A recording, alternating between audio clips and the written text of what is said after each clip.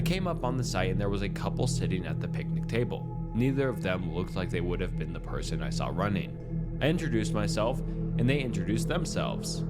They were probably in their mid-30s. They were very nice and both seemed to be pretty drunk, but a quiet drunk. I didn't ask about the runner or the squealing noise because I thought it might be weird. I wished them a good night and walked back to my tent. When I got back, I had a cigar and a few more drinks.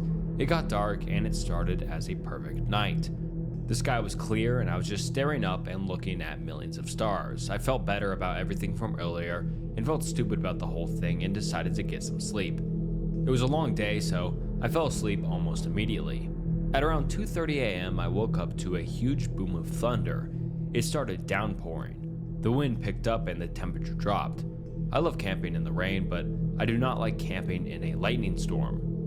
A pretty big storm came through and I was starting to worry. The wind was whipping at my tent and the ground was shaking from the thunder and lightning. I did not feel good about being out there in a tent and felt very exposed. The storm lasted for about an hour before it became just a light, steady drizzle. I was just starting to fall back asleep when I heard the squeal noise again. I opened my eyes up, wide in the dark, and just laid there silent. There was another louder squeal noise and it was pretty close.